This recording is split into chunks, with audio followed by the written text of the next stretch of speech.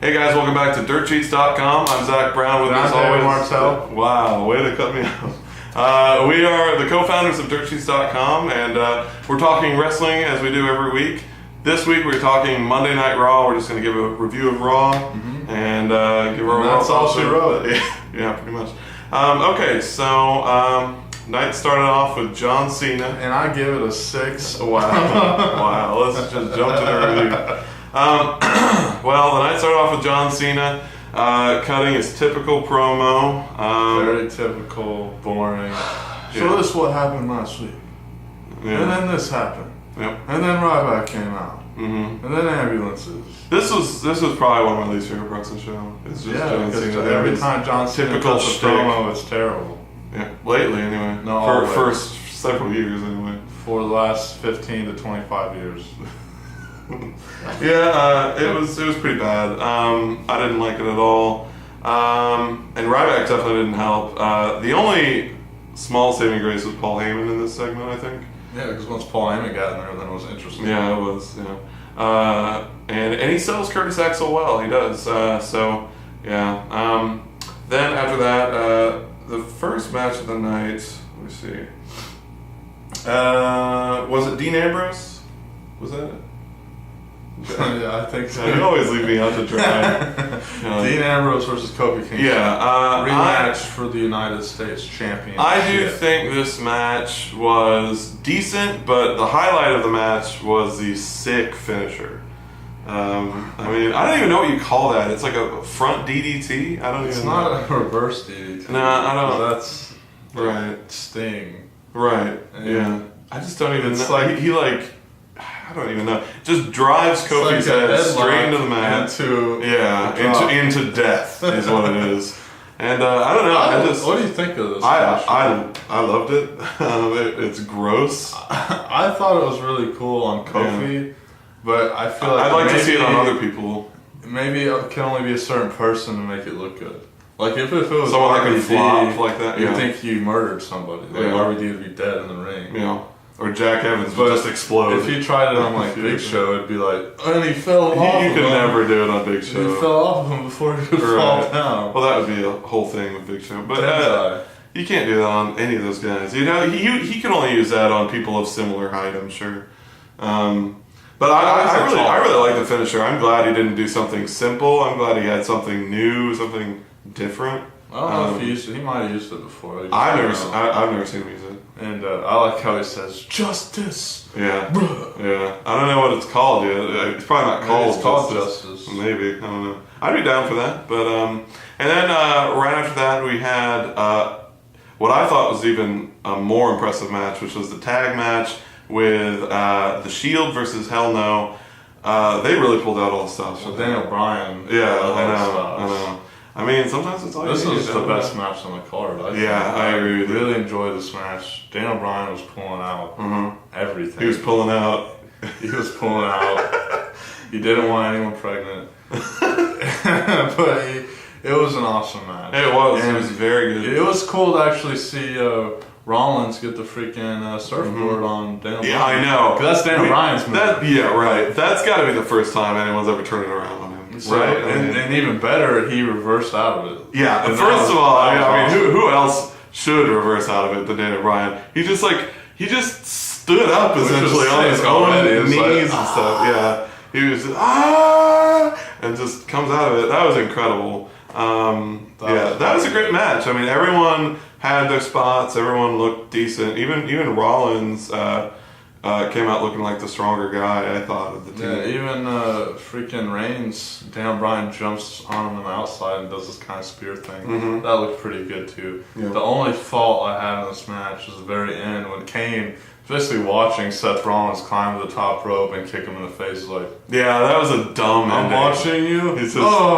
watches the How did I not see this coming when I'm watching it the whole time? I know. That was a little silly. That was stupid. Let me see. I do want to keep with positives for right now before we go to negatives. What? We used to do that, why don't we? I know. Yeah, we actually don't do that. On the podcast. We did used to do that on the podcast. I don't know why we got away from that. I think that was your idea to just all these things are my ideas. Well, do you want to go back to just positives and negatives? Maybe next time. Maybe next time, yeah. Sorry. But anyway, let me see. Something else I really liked, I thought this was the strongest promo section of the night, was Chris Jericho's highlight reel. Which, well, this is kind of the biggest thing in storyline wise, I'd say. Yeah. I really enjoyed it. First of all, I thought it was interesting because way back in the day when Y2J was heel, he was giving out what he was saying was the last highlight reel. He was like, this is the last highlight reel. And I think that was when he put HBK through the screen. That was awesome. Yeah, it was. The whole storyline. Totally. But yeah, I'm glad the highlight reel is back, and he really stuck it to him. This isn't the first one since then. I'm pretty sure he's used this. Has he? I don't know. I feel like it's been a long time at least since we've seen it. Yeah. I don't know. I really enjoyed it. I loved how he was like, Chris Jericho, I gave you your start. And Chris Jericho was like, yeah, you did. And you still owe me money. And I love him playing on that just classic Heymanism where Heyman owed a lot of wrestlers money. I like that little dig towards They had good back and forth. Oh, yeah, totally. I mean, they should. They're two of the best talkers in the business. But the best part is that they brought up CM Punk, who's been off for 6 months. Not 6 months, wow, 6 weeks. I loved how it built to that. He was like, I want to talk about your Paul Heyman guy. And he was like, oh, Curtis Axel. He was like, no, your other Paul Heyman guy. Brock Lesnar. And I could feel it building. I was like, yes, bring back CM Punk.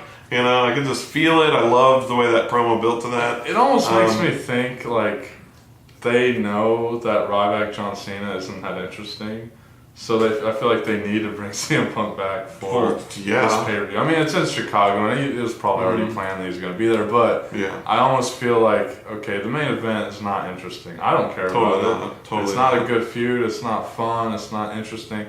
But it's like, most of the time I'm thinking, man, I wish CM Punk was back. Totally. That's my champion. I feel the same exactly. So, having him come back against Jericho... Love Chris Jericho, love CM Punk. So they've had pretty decent matches in the past, and hopefully they can be even better in Chicago. Yeah, I'm excited. I'm excited that those are the two announced matches so far. Is the 3 stages of hell, which we'll talk about. Okay, good. Because I was like, but that also that Chris Jericho CM Punk is announced. First of all, I never thought they'd feud ever again. After I didn't think so either. 2 Manias ago, 1 Mania. I thought him and Fandango would still be going on. I know. They dropped that, I guess. That's fine. That's fine. Let me see. Things I didn't like. The whole Funkasaurus match with Rhodes Scholars. God, Rhodes Scholars, how they've fallen hard. Wait. You like some matches. What are you talking about? No. Brodus Clay. You said Brodus Clay fought 3MB.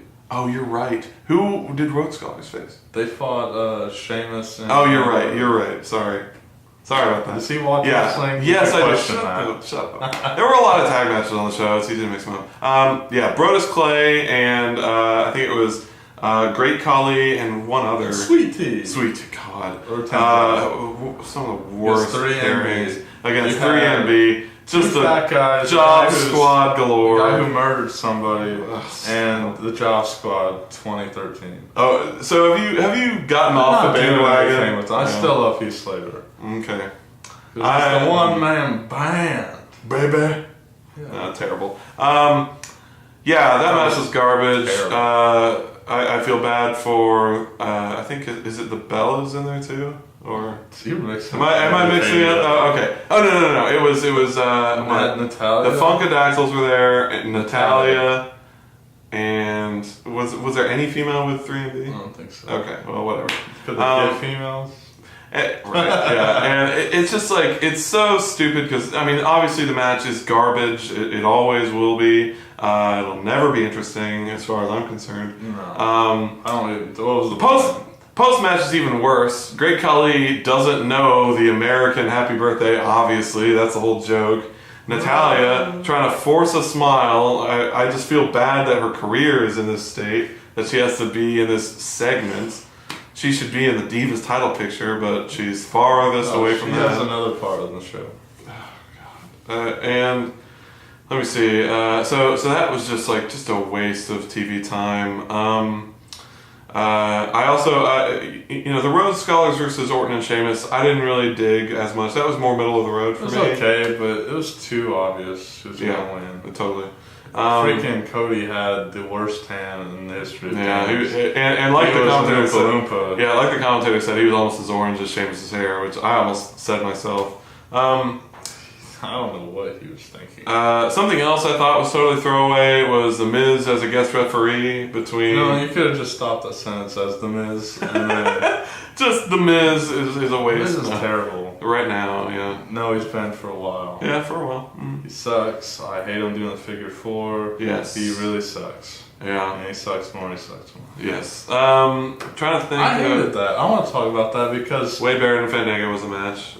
Yeah, but then, he kind of buries both of them. Yeah, he it's does. Like even Fandango, after he wins the match, he's doing a little dance thing, and then he attacks Miz him. kicks him in the face. It's like, I even asked you going into it. I was like, "Who's the face here?" Because it's Wade Barrett and Fandango. Said the Miz. Yeah, he was like the Miz. It was a huge waste of time. Not something I want to see. And as if the other choices were even legitimate, the Miz as guest referee, commentator, or announcer. Who cares?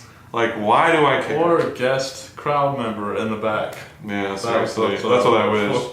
In the locker room is better. Anyway, okay, so let's talk about more Raw. I'm trying to think of other things that happened. I mean, there were so many throwaway things. How about the Bellas versus Caitlyn and Natalia? Yeah. I predicted that Natalia was going to get the pin, actually. Happy birthday in your home country. Why do they do that? Why do they do that when they have... Let's watch her cry in the ring. Why do they so many times have a wrestler lose in their home city? They do it to CM Punk a lot, I think. I think they do it to Chris Jericho often, CM Punk only won the WWE title in his hometown. That's different. That was different. And left the WWE. That was different. You forget that they go to Chicago every year, so his track record in Chicago probably isn't even that good. It's probably pretty good. I don't know. I can't be sure of that. But I know that so many times wrestlers are in their hometowns, they lose. They do. For WWE, sometimes. They do. Definitely with people like Zack Ryder. Totally Zack Ryder. That's a great example. I'm glad you said that. This match, throwaway. I mean, what does it mean for Caitlyn and the Divas title? Nothing. Who cares? Nobody. It doesn't further anything. Going with that, even their backstage segment where there was like a cake thrown in Hornswoggle's face. Who gives a crap? That was hilarious. I didn't think it was that funny. Let's see, 3MB does have some good stuff. I was hoping why didn't a lot of these wrestlers just get tossed out in spring cleaning? There's bigger names coming in. People like 3MB just hog. Name 15 better wrestlers. I'll name one, and it's a debuting. It's a wrestler that we saw the promo package today, and it was Bray Wyatt.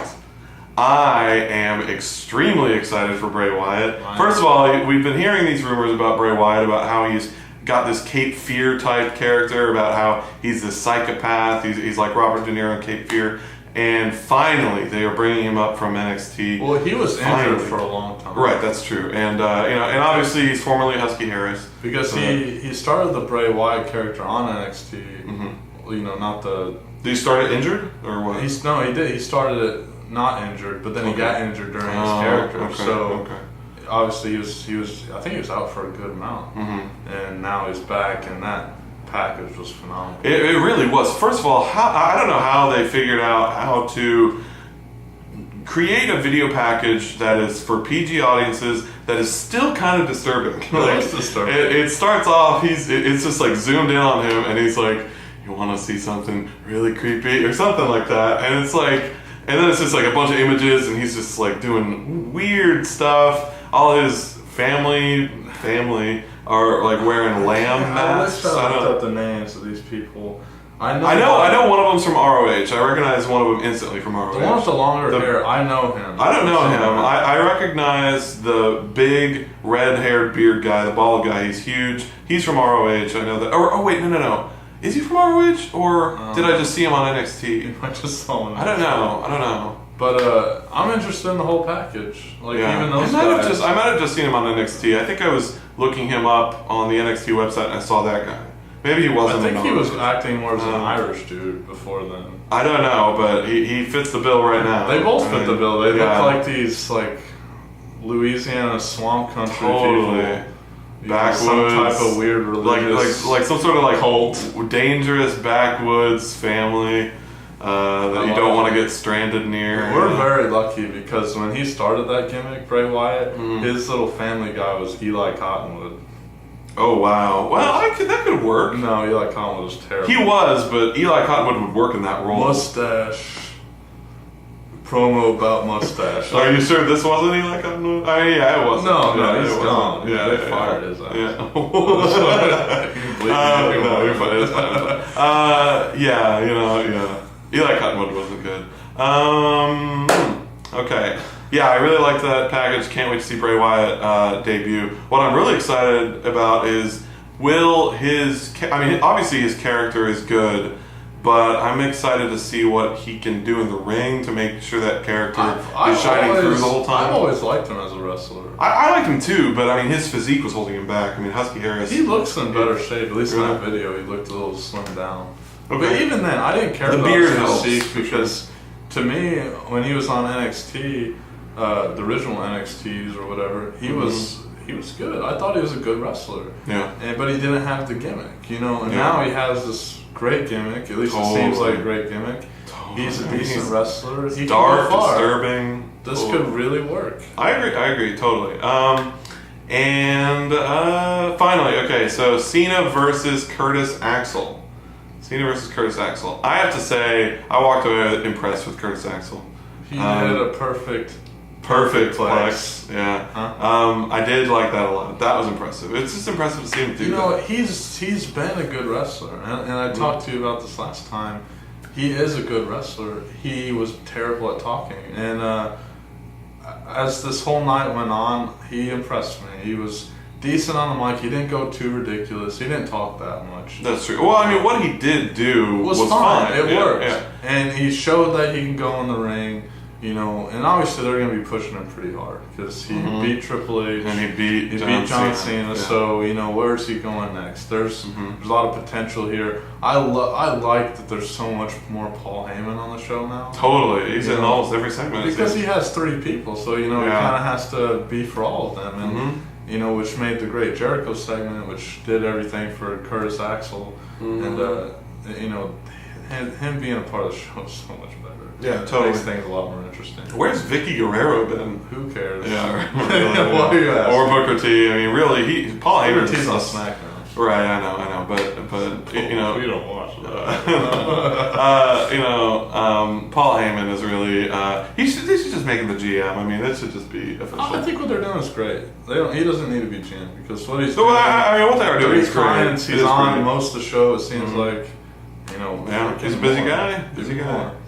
Yeah. And one thing, there was a Big E match, Big E Langston versus Alberto Del Rio. That was kind of throwaway too. It was just big wedgies. Big wedgie Langston. Can you not just get the short tie, like Kurt Angle? The Kurt Angle tights would be beneficial. No offense, I just don't want to see a lot of Big E backside. I know. None taken. I don't want to see it either. I get he's a super jacked dude. He wants to show off those glutes. Congratulations. Clearly. I don't know. I don't want to see it all. Yeah. Okay, so from there, let's go ahead and rate Raw. Do you want to do rock, scissors, paper or something? I'm going to give the show a 7. 7 out of 10. There were things that dragged down the show. Pointless segments. Natalia's birthday. It was so painful to watch. Great Khali saying happy birthday. 3MB are terrible. That was like the worst segment of the show. That's trash of the night. And then just a few other, like the tag match with Orton, Sheamus, and Rhodes Scholars was kind of throwaway too. I mean, it wasn't nearly as bad, but it's just, what are these guys doing? Not much. They're kind of treading water. Really, the stars of the show were the Shield. The Shield really looked so solid as champions. They each had proving ground matches that made them look so good. The Bray Wyatt promo is something to get excited about. And honestly, a little bit Curtis Axel. I know I was dogging on Curtis Axel last week. This week, Curtis Axel, I walked away a little impressed with his in-ring work. So, in this case, the good outweighs the bad. just this once. But I mean, I don't know. It's a 3-hour show. It's just barely good for me, really. 7 isn't a great rating for me. So I give it a 6.5. Okay, so we're not far off. No, I found more good than bad. Like I said, I loved the Bray Wyatt promo. That was fantastic. You know, the Shield's getting built well. The interesting stuff with Daniel Bryan, like, are they eventually going to break up? It seems like I hope so. It seems like they're moving kind of towards that. Yeah. You know, freaking Curtis Axel, I like him. I want to see more. I want to see where he can go. But this episode was definitely big for him. The bads are definitely, you know, I don't want to see John Cena Ryback. I'm not interested in that. I know. I wish they could just restart that whole scene. I don't care about that. Like you said, there's a bunch of throwaway matches. I feel like Rhodes Scholars aren't anywhere. Even Randy Orton and Sheamus don't seem like they're getting it. Yeah, they're treading water too. They're all treading. Yeah. There's too many people treading water. Yeah, totally. You know, I mean, you have people doing great things. Like I said, The Shield. You know, Daniel Bryan. Even Fandango. I was about to say Fandango too. Yeah, he's doing great. Which is great. They're building a bunch of these younger guys or these newer guys, and that's what I want to see. But you can't have your top guys treading water either. You know, you can't have them Orton and Sheamus. Or, you know, you can't have them being boring. Yeah, no offense, but they just don't have anything to do. There's a lot of good things building up, but there's still a lot of things that are kind of bogging stuff now. So they need to get just new feuds with the bigger guys. You know, have Orton turn heel and fight Sheamus. I want to see that. I'd be down for that. A lot of it, they need fresh writing. I think that it feels like Paul Heyman is the only thing that's interesting. Exactly. Paul Heyman and his guys are kind of like the only thing that's going on that's interesting. That and the Shield, maybe. Yeah. You know, and it's like, what is everyone else doing? You know, I agree with that. I agree 100%. Yeah, it's frustrating. I mean, okay. And real quick, 3 stages of hell. Oh yeah, we need to talk about first of all, the lumberjack match first, terrible. Terrible, hate lumberjack matches. Me too.